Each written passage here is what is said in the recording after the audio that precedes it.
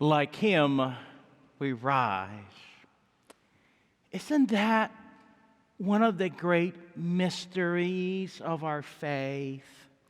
That divine life, God's self comes down and takes on our form, this fleshly, real life of ours, that this divine life, this God becomes flesh and dwells among us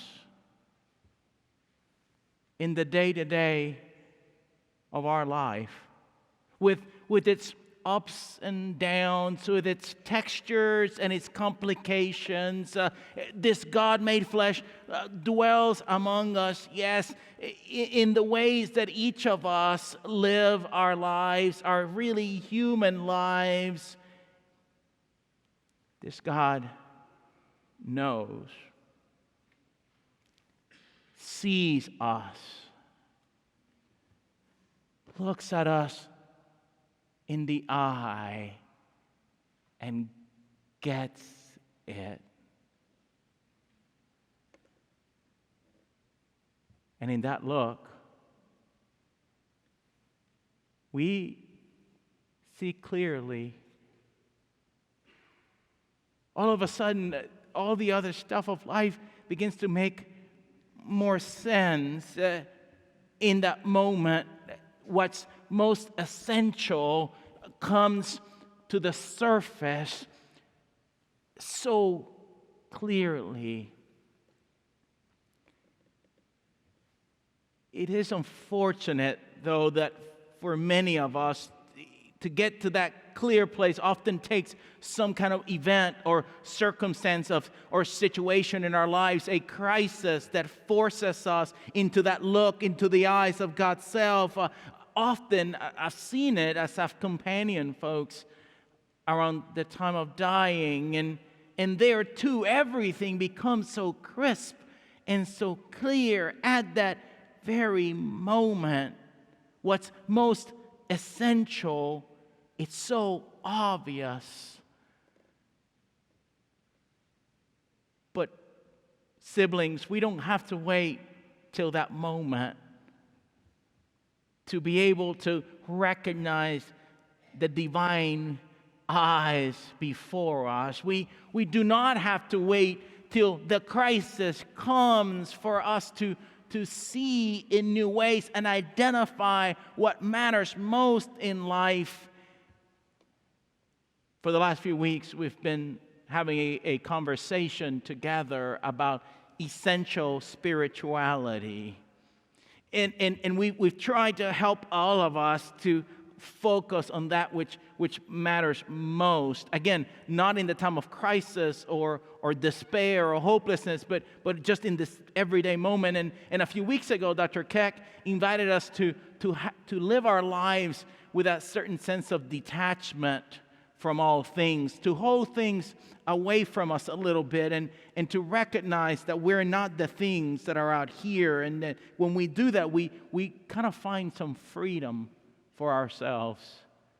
Last week, what I would describe it to be, and this is the beauty when I'm the one preaching, I can just say whatever I think he said.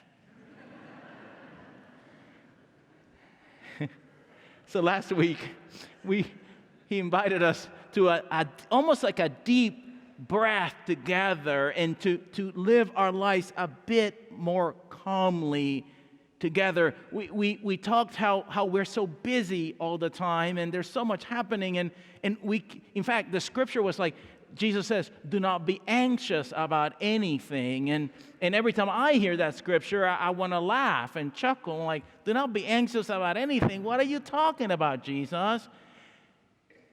Can I give you, Jesus, the list of 37 things that I'm worried about right in this moment?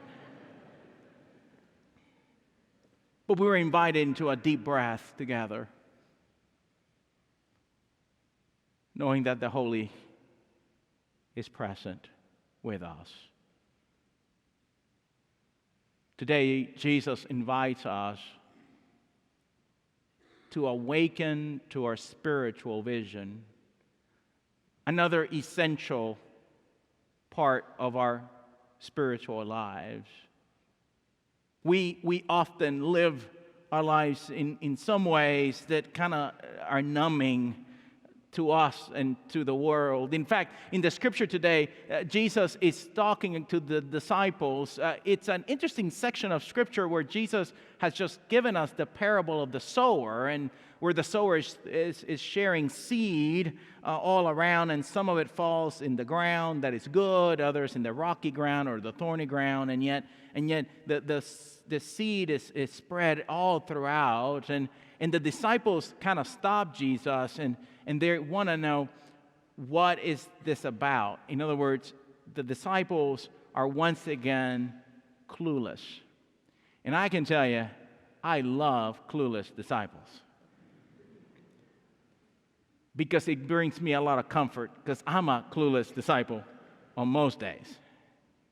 So Jesus then gathers them and gives them something to think about. Why do you speak like this, Jesus? Why can't you just speak plainly? And he says this is the reason why he speaks to us in parables, is so that we are awakened, so that our eyes can see in a different way. And you and I know that so often in the day-to-day of life, what grabs our attention, what captures our imagination, are the stories we hear.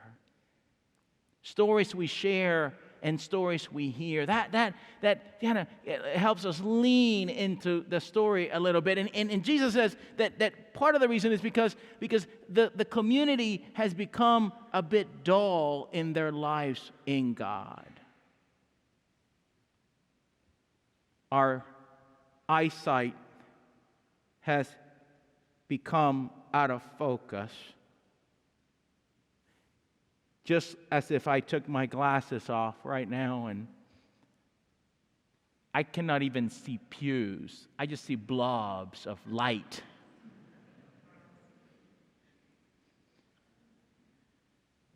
Everything is unclear. And though I can stand it for a little bit, after a while, this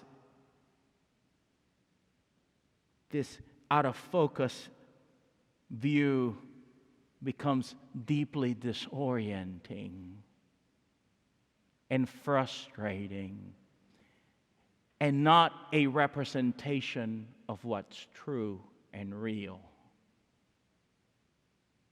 But then, thanks be to God for technology that allows me to now see. Life dulls our senses. The struggles of life kind of clog up our vision.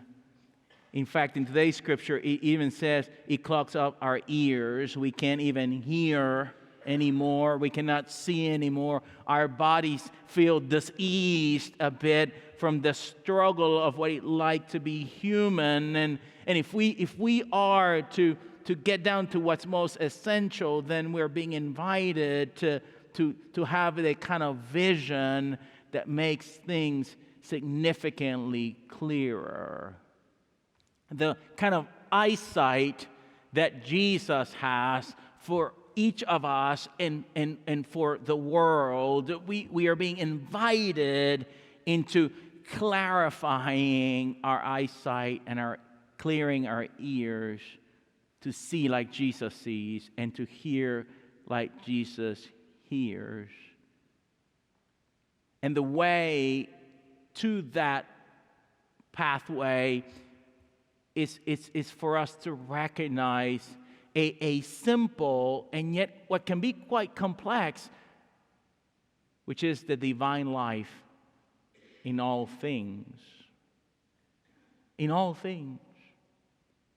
We're being invited to in our day-to-day living of our human lives to recognize that there is divine life right there all around us. There's divine life staring us in the mirror when we wake up in the morning. But if we just take a moment and pay attention, divine life is popping up all around us in ways unexpected, if we can just tune our ears to it and our vision to it.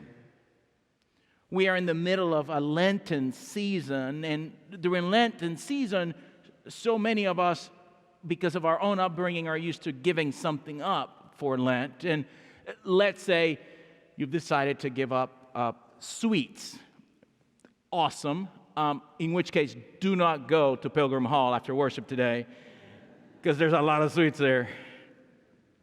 But sometimes we think that the mere exercise of not doing something is the purpose, right?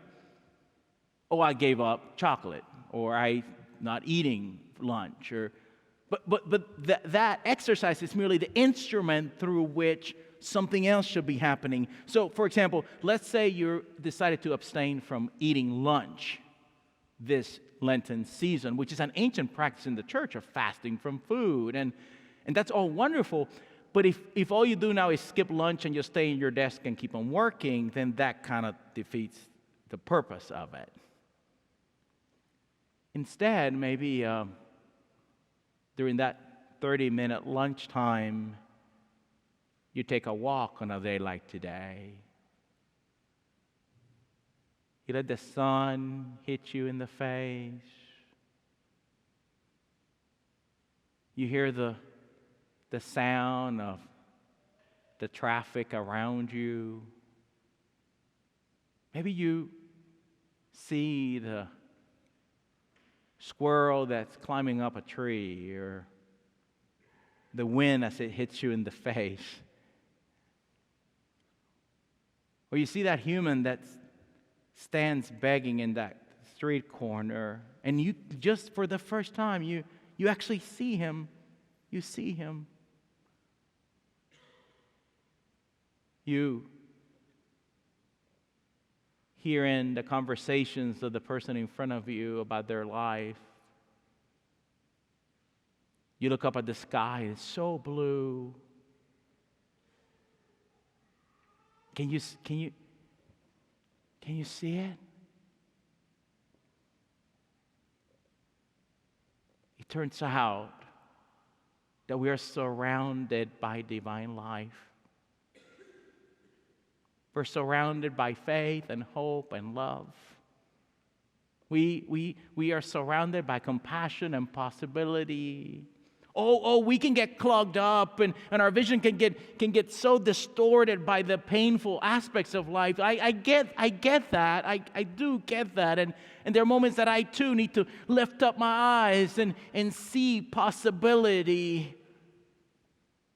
But I'm inviting you to get beyond that clogging up of our spiritual lives, and to allow the divine all around us to begin to speak to us and to free us, and as the text says today, to heal us so that we can see like Jesus sees, and we can hear like Jesus hears, and we can then be agents of this loving grace of God to all that encounter us.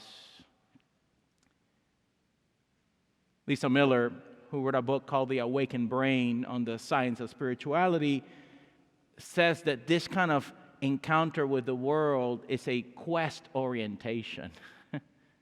It's a kind of orientation to the world that's ever curious about possibility, that's ever leaning on hope, that's ever seeing that there is a better day the next day. And I'm wondering today what it will look like for each of us in this season to clear our eyes and our ears, to get reoriented so that we can be healed, so that we can participate in the mystery that is Easter. So today, look around and pay attention. Divine life, it's all around us.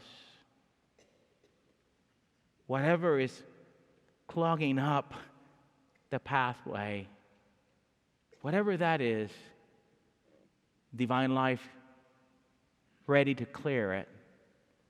So pay attention. New life is here.